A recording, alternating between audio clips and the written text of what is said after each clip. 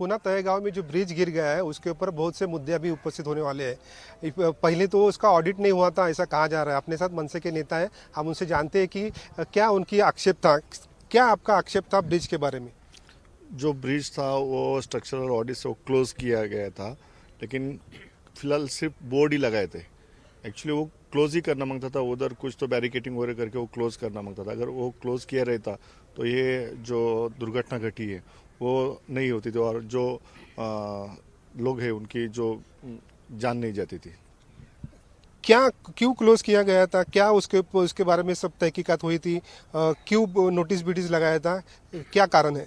जो 30 साल पहले का वो ब्रिज था और हमारे यहाँ एक बात है कि हम तो कोई भी बिल्डिंग या ब्रिज बनाते हैं, लेकिन उसका जो मेंटेनेंस है वो मेंटेनेंस नहीं करते और उसके वजह से जो भी कुछ ऐसे बिल्डिंग्स या ब्रिज है वो जल्दी ख़राब हो जाते हैं। जबकि हमारे शिवाजी महाराज ने बनाए हुए 350 साल पुराने ब्रिज अभी तक सही है और वो यूज़ में है। वहाँ पे अभी भी वो सही सलामत है और वो यूज़ में आ रहे हैं।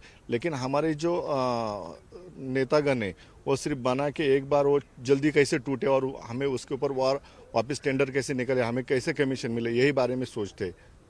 इसके वजह से ये हादसा हुआ है। किसको जिम्मेदार ठहराते आप ये इस बारे में? यहाँ पे तो ये प्रशासन भी जिम्मेदार है और यहाँ के जो राजनेता है, एक्चुअली ये इसमें राजनीति नहीं करनी चाहिए, लेकिन हमें बार बार टेंडर निकालना पड़े, बार बार कोई काम निकाले और हमें कमीशन कैसे मिले, ये सोचते हैं। इसके वजह से ये जो ब्रिज वगैरह है इतने जल्दी खराब हो जाते हैं। किसी का नाम ले सकते हैं आप? नहीं, ऐसा नाम नहीं लेना चाहता हूँ, लेकिन सब के सब शामिल है इसमें। प्रशासन भी है, कॉन्ट्रैक्टर भी और राजनेता भी इसमें शामिल है।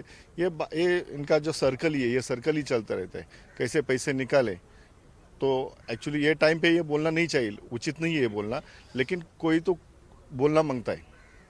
ये जो लोग 4 लोग की मृत्यु हुई है, ये सब घटना अगर पहले सब प्रिकॉशन लिया होता तो नहीं होती थी। 101% नहीं होती। जो भी हमारे जो लोग गए हैं इसमें, जिनका कोई इसमें दोष नहीं है, वो लोग गए तो बहुत दर्द हो रहा है कि जो जिनका कोई वास्ता नहीं है इन लोगों से, इन लोगों के जो पैसे खाने की जो बुरी आदत है उनके वजह से ये लोग इनकी जान गई है। क्या आप इस बारे में आंदोलन करेंगे? हाँ, हम सब अभी जो माओ तालुका में कुछ ब्रिज है जिसके जो खराब हुए, जो पिछली बार रायगढ़ में कुछ ब्रिज गिरा था, उस बार उसके बारे में कुछ ब्रिज का ऑडिट हुआ था और उसके बाद में उसके ऊपर कुछ ही कार्रवाई नहीं हुई है। ऐसा कुछ ब्रिज है जो कामशेट में जो ओल्ड मुंबई पुणे हाईवे पे जो ब्रिज है वो भी बहुत पुराना हुआ है और उसके कुछ न्यूज़ आई थी कि उसका कुछ पार्ट गिर गया है, लेकिन उसके बाद में उसके ऊपर कुछ कार्रवाई नहीं हुई है। वो वहाँ भी हादसा हो सकता है, ऐसे कुछ ब्रिज है वहाँ पे हादसा हो सकता है। तो प्रशासन ने उसके ऊपर जल्दी कार्रवाई करना चाहिए। कितने ब्रिज ऐसे हैं जो धोखादायक है और जो जो जो यूज़ होने से लोगों की जान जा सकती है? अभी प्रशासन ने उसका ऑडिट करना मांगता है। एक्चुअली प्रशासन ने उसका जो ऑफिशियल कुछ उसका आंकड़ा है वो सामने लाना मांगता है और जो भी है जो ब्रिज ऐसे कि जो यूज़ के लिए अच्छा नहीं है तो वो क्लोज करना चाहिए। और फिलहाल उसके लिए जैसे मिलिट्री जो ब्रिज बनाती है वैसे ब्रिज बनाने चाहिए।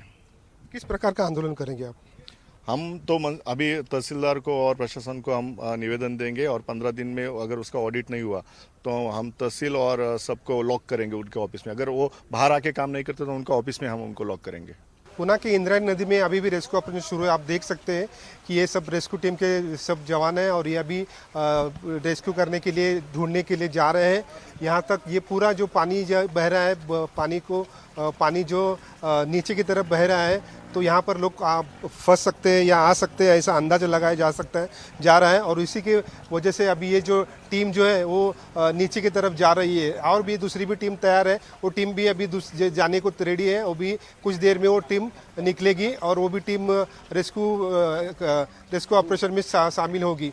ये सब वन्य जीव रक्षक माओवादी संस्था के वॉलंटियर हैं और सब पदाधिकारी है और ये सब इसमें एक्सपर्ट है रेस्क्यू ऑपरेशन में, इसीलिए उनका हेल्प लिया जा रहा है और ये काम में उनकी हेल्प ली जा रही है। और इसके लिए अभी हमारे साथ इस ऑपरेशन के पदाधिकारी प्रमुख हैं हमारे, हम उनसे जानते हैं कि भास्कर माही जी, भास्कर जी बताइए कि किस तरह से ऑपरेशन शुरू हुई।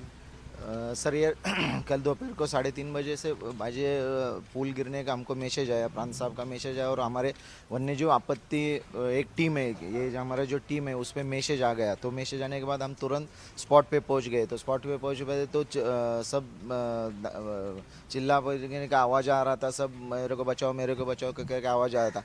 तो हम लोग पहले वो पुल से थोड़ा आधा आके फिर उधर से नीचे उतरने को जगह नहीं था, तो उस टाइम हमने हमारे रोप्स की मदद से वो सीढ़ी बनाई और नीचे उतरे। नीचे उतरने के बाद जो कम इंजर्ड थे उनको साइड में उठा के साइड में बिठा के ले लिया, उनको थोड़ा पानी भी नहीं दे दिया, रुका दिया। और जो ज़्यादा डैमेजेस थे जैसे कि उनका किसी का पाव फ्रैक्चर है, किसी का कमर में टूट गए थे, किसी के सर पे लग गया था, तो उनको पहले इमीडिएटली कि बाहर हॉस्पिटल पहुंचने का ये इंतज़ाम किया था। पहले तो एम्बुलेंस वाले भी सभी लोग आए थे उधर, लेकिन नीचे उतरने के लिए जगह नहीं था। तो हमने एक हमारे रेस्क्यू ऑपरेशन में एक मनोरा करके रहता है, वो मनोरा हमने स्टैंडर्ड से हमारे इक्विपमेंट से, रूप से और वो सीढ़ी से बना दिया। उसके ऊपर जैसे कि एक पेशेंट पकड़ लिया, उसको स्ट्रेचर पे लाके उसको पैक करके ऊपर भेजते थे।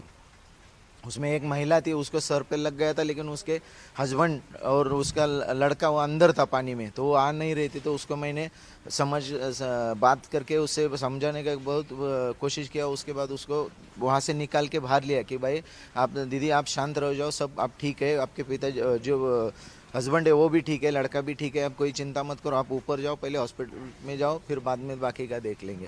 कितने लोगों को आपने रेस्क्यू किया कल? कल हमने करीब से करीब 25 एक लोगों को रेस्क्यू किया है। उसमें से 4 डेड बॉडी लास्ट में निकाल दिए, क्योंकि वो एंगल के नीचे फंस गए थे। तो क्रेन आने के लिए टाइम लग गया, फिर कटिंग करने के लिए जगह नहीं मिल रहा था।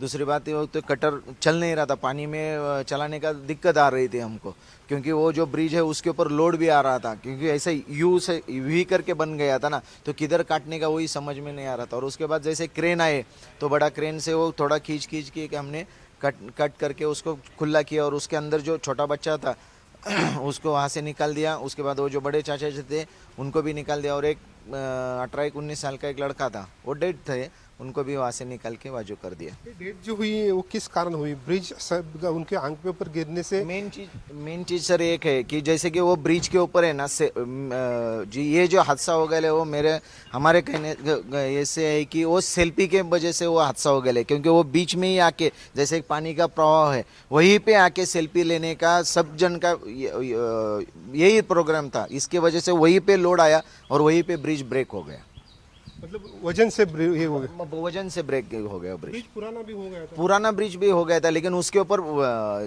जो वेट था वो बहुत सारा वेट गिर गया ना, वो सेल्फी की वजह से वेट गिर गया। और जो से 2 व्हीलर एक जाती थी वहां से, तो सब भीड़ इकट्ठा हो गया, और जैसे ब्रिज गिर गया तो सभी एक के ऊपर सर गिर गया ना, उसके कारण वो प्रॉब्लम हो गया। अभी किस तरह से रेस्क्यू ऑपरेशन शुरू है? मतलब अभी कल तो सब हो गया, अभी किस चालू है? कल रात 12:30-1 बजे तक रेस्क्यू ऑपरेशन चालू था। वहाँ से ब्रिज कट करके वो जो बाजू निकाल दिया, और सवेरे 7 बजे से रेस्क्यू ऑपरेशन वापस चालू हो गए है। अभी कल समझो कोई आदमी ने जो सामने देखा है, वो आदमी ने बताया कि कोई ने छलांग लगाई है, तो उसको अभी वो तो मिलने का मुश्किल चांसेस नहीं है। अभी तो जो सर्च ऑपरेशन चल रहा है वो उसके के लिए चल रहा है कि कहीं बॉडी वगैरह निकल आ रही है, कहीं पेड़ के अंदर में फंस गई है, वो सर्च करने का प्रोग्राम चालू है अभी। कितने लोग अभी काम कर रहे हैं यहाँ पर ये सब रेस्क्यू ऑपरेशन में? ये रेस्क्यू ऑपरेशन में वन्यजीव रक्षक मावल टीम, आपदा मित्र शिवदुर्ग रेस्क्यू टीम लोनावला, और रायगढ़ का एक टीम है, और एक पुणे PMRD का भी एक टीम है। ये 4-5 टीम मिला के काम कर रहे हैं सर। कितने लोग हैं? करीब से करीब 50 लोग रहेंगे हमारे सब बंदे, सब जवान। इंद्रायणी नदी में आज भी रेस्क्यू ऑपरेशन शुरू है। ये रेस्क्यू ऑपरेशन का पूरा ध्यान दे रहे हैं यहाँ के तहसीलदार देशमुख सर हमारे साथ है। हम उसे जानते हैं कि किस तरह से रेस्क्यू ऑपरेशन शुरू है और ये कब तक शुरू रहेगा। सर जी बताइए कि क्या मतलब रेस्क्यू ऑपरेशन कब से शुरू है यहाँ पर? रेस्क्यू ऑपरेशन हमने सुबह से स्टार्ट किया है। ये ऑपरेशन रेस्क्यू ऑपरेशन खाली एडिशनल हम प्रिकॉशन ले रहे हैं, क्योंकि प्रवाह में, नदी के प्रवाह में कोई है ऐसा तो नहीं है, लेकिन हम ये पता करने के लिए ये रेस्क्यू ऑपरेशन कर रहे हैं। सर क्या है मतलब कल कितना लोगों को रेस्क्यू किया गया और क्या उनको मतलब वहाँ उनके ऊपर क्या कार्रवाई की गई है? कल करीबन 51 लोगों को हमने रेस्क्यू किया। उसको अलग अलग अस्पताल में भर्ती किया था, जैसे पवना हॉस्पिटल, आतरो हॉस्पिटल, मायमर हॉस्पिटल। उनके ऊपर उधर इलाज चल रहा है। और वो सब जो पेशेंट है 51 वो अच्छे हैं। सर इंसिडेंट जो हुआ है उसके बारे में बताइए जरा। इंसिडेंट कल हुआ था, जो इंद्रायणी नदी के ऊपर जो पुल था कुंडमा इधर, वो गिर गया है और उसके नीचे कुछ आदमी 4 आदमी मृत उनको घोषित किया है। सर ये ब्रिज जो है वो जर्जर हुआ था, पुराना ब्रिज था, उसके बारे में क्या बताएंगे? अभी उसकी तो तहकीकात कर रहे हैं। अब पहले सर्च ऑपरेशन अभी चल रहा है, उसके बाद उसका तहकीकात किया जाएगा। सर आज मीटिंग है, ऐसा मैं सुना कि वरिष्ठ अधिकारियों की मीटिंग है, ब्रिज कैसा गिर गया इस मामले में। हम तो अभी स्थानीय की इधर सर्च का ऑपरेशन कर रहे हैं। मीटिंग के बारे में मुझे तो बहुत ज़्यादा मालूम नहीं है, लेकिन इधर का सर्च ऑपरेशन हम एडिशनल प्रिकॉशनरी मेजर के लिए कर रहे हैं। सर ये सर्च ऑपरेशन में कुछ मिला क्या, मतलब कुछ मिले लोग कि नहीं मिले कुछ, और कभी तक ये रेस्क्यू ऑपरेशन शुरू होने वाला है? ऐसा कंप्लेंट तो कहाँ से भी नहीं है, लेकिन हम पहले मैं बोल चुका हूँ कि एडिशनल प्रिकॉशनरी मेजर के लिए हम कर रहे हैं। ये सुबह से ही स्टार्ट किया था और आज अब थोड़ी देर में हम और थोड़ी देर हम कर रहे हैं इसको।